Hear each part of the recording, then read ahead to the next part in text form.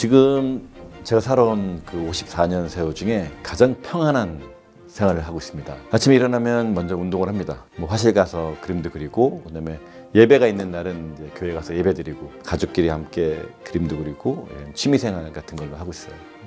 쓰레기처럼 살았다. 나태했고 게을렀고 방탕했던 것 같아요. 옳은 길, 그러니까 긍정적인 길로 가지 않았어요. 제가 말 그대로 처음 데뷔는 엑스트라로 시작했어요. 그러다가 정말 우연하게 좋은 기회로 이제 KBS 사랑의 인사라는 드라마로 시작을 했거든요. 너무 좋은 기회로 된 거예요. 이게 주연급으로. 그리고 사랑의 인사가 끝나고는 바로 미니 시리즈 주인공을 한 거예요. 이게 막 인기로 인해서 돈도 벌게 되고 또 사람들도 많이 하니까 되게 즐거운 생활들. 그게 점점 쌓이다 보니까 어느 순간부터는 이게 영원할 줄 안 거죠. 내가 배우로서 죽어서라도 그냥 남길 수 있는 어떤 하나의 작품을 한번 남겨봐야 되지 않나를 생각하는 게 당연한데도 불구하고 저는 그 생각을 해본 적이 없어요. 어떤 명작을 남기겠다라는 생각을 해본 적이 없어요. 감사가 없었던 거예요. 그러다 어느 순간은 일도 안 들어오고 배우로서 어떤 영향력을 미치는 것도 없고, 와이프는 약간 참아줬던 거죠. 비전이 없어. 소망도 없어. 그리고 일도 없으니까 인내해주고 참아줬는데 점점 참다가 그게 2020년도에 약간 터진 거예요. 부모가 제일 힘든 게 자식이거든요. 예를 들면 자식이 어디 가다가 무릎만 까줘도 그걸로 마음 너무 아프잖아요. 까져가지고 그냥 약을 발라줘도 그냥 그 다음날도 그냥 계속 발라주는 게 맞는데, 근데 우리 애는 말 그대로 치료약이 없어. 점점 안 좋아져. 이거를 매일 보는 건 사실 쉽지 않아요. 너무 아프죠. 가슴이 아프죠. 근데 아들은 어쨌든 뭐 제가 그래서 된 건 아니지만 아내는 저로 인해 아픈 거잖아요. 그러니까 내가 사람을 저렇게까지 아프게 했다라는 게 저는 그게 더 힘들더라고요. 내가 이 사람이 또 귀한 딸이고 너무 잘 자랐던 그런 사람인데 한 사람으로 인해서 저렇게까지 힘들 수가 있고 저렇게까지 아플 수가 있구나를 보는 것이 전 가장 힘들었던 것 같아요. 그 힘듦을 나쁘게 해결하려는 것도 있었어요. 그게 마치 한 방법이라 생각한 거예요. 그런 생각까지 들 정도로 생각이 들어서 그런 정말로 암흑 같은 시기를 2020년도부터 한 몇 년간을 이렇게 보내왔습니다.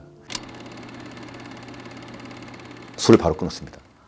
말 그대로 저의 그 어떤 목표는 뭐였냐면 전 세계의 생맥주를 먹는 게 목표였어요.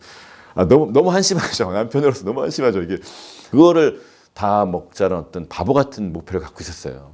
그러니까 와이프는 너무 한심한 거죠, 이게. 그래서 술을 바로 끊었어요.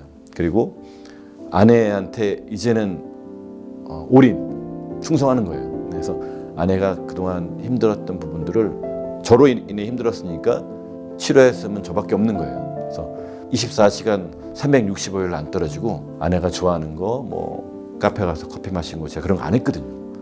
왜 그럴 바에는 맥주를 마시지 왜 카페 가서 커피를 마셔, 이런 마인드였거든요. 아내가 원하는 건 그거였어요.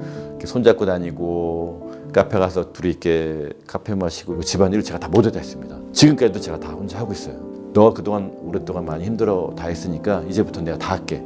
사랑이 정말로 그 연애할 때보다 더 좋아졌어요. 결혼이죠. 제 아내랑 결혼한 일을 가장 잘했어요. 그냥 정말 웃으면서 얘기하는 게 아니라 제 아내를 안 만났으면 더 음란하게 살고 더 방탕하고 진짜 어디 안 좋은 데서 병 들어가지고 죽어가고 있었을 거예요. 네. 왜냐면 제가 저를 아니까. 내가 죽어야 돼요. 내가 죽는다면 나의 어떤 성질, 내가 갖고 있는 이런 것들 다 죽이면, 그럼 내가 너무 죽어 사는 거 아니야. 나도 열심히 일하고 나도 가장으로서 막 하는데, 근데 그게 힘든 거예요. 이 평생 나를 그러니까 보이고 나랑 같이 있으면서 나를 도와주는 너무나 유일한 사람인데 불구하고 근데 그게 안 되는 거야. 왜냐면 나도 상처받았고 나도 저 사람한테 인정받지 못하고 나도 막 나쁜 사람인 척 대하고 나를 이렇게 절떨어진 사람처럼 대하는 부분들이라고 생각하면 나도 화가 있거든요. 남편들이 왜 날 그렇게 생각하지? 나는 정말 최선을 다해서 열심히 일하고 있는데 왜 날 이렇게 무시하지? 어떻게 하면 이 여자가 행복하고 좋아하는 것 뻔히 안 돼도 그걸 안 하는 거예요. 되게 슬픈 거죠, 사실은. 어떻게 보면 가장 이게 소통을 해서 이게 주고받고 좋은 말을 주고받아야 되는 관계잖아. 매일 같이 사는데. 근데도 그걸 안 해요. 내가 죽어야 할 수 있어. 쉽진 않습니다. 쉽지 않지만 해볼 만한 가치는 있어요. 죽으세요! 크리스천들은 이제 사실 이제 천국을 소망하잖아요. 근데 그 천국의 그 작은 모형이 가정이에요. 정말로 가정이 천국이 되면 마음이 그렇게 평안할 수가 없어요. 이거는 겪어보지 않으면 이 평안함을 제가 설명할 수가 없어요. 그래서 일이 없거나 아니면 뭐가 이렇게 문제가 생겨도 그전처럼 막 조바심을 내거나 불안해하거나 막 뭔가 이렇게 허하거나 그리고 만족감이 채워지지 않는 삶을 살았다면 이제는 뭔가 많이 부족함에도 불구하고 너무 편안한 거예요. 그러니까 그 저의 평안함, 그 아내의 평안함이 있으니까 얘도 좋아져요. 너무 좋아요. 너무 행복해요. 예, 그래서 같이 뭔가 얘기를 나눌 수 있고 커피를 마시고 맛있는 걸 먹고 같이 어디 다니고 이게 가장 행복해요. 이게 행복하니까 평안한 거예요. 제가 요즘에 유튜브를 하잖아요. 뭐 아이 때문에 한 거죠. 아이가 이제 찬양을 좋아하니까 남들 보여주려고 한 건 아니었어요. 하느님만 보세요. 조회수 1을 목표로 그냥 한 거였거든요. 근데 너무 많은 분들이 보시고 예상치 못한 답글을 받는 거예요. 올해 아이도 장애가 있는데 너무 감사합니다. 사실 저는 생각해보면 그 아이를 위해서 해준 게 하나도 없어요. 처음 보는 분한테 뭐 기도를 해줬겠어요. 아니면 뭐 여러분 누구야 힘내 뭐 한 것도 없잖아요.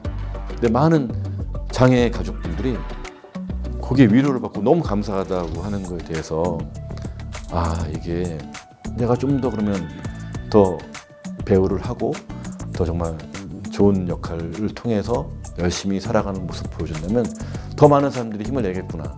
웃음을 주고 희망을 주고 그리고 지금도 물론 우리 아이는 치료약이 없지만 감사함을 배우는 거죠. 아이가 있었기 때문에 그나마 우리가 이렇게 좀 겸손하게 좀 지내지 않았나라는 얘기를 할 정도로 아이의 역할은 되게 커요. 그리고 2020년도에 집사람이 아프지 않았다면 지금도 한가하게 어디서 술 먹고 있었을 거예요. 날 정말로 사랑하는구나. 이 사람이 자기랑 결혼하고 그리고 지금까지 모습들이 날 정말로 사랑한 남자였구나 라고 그랬으면 좋겠어요.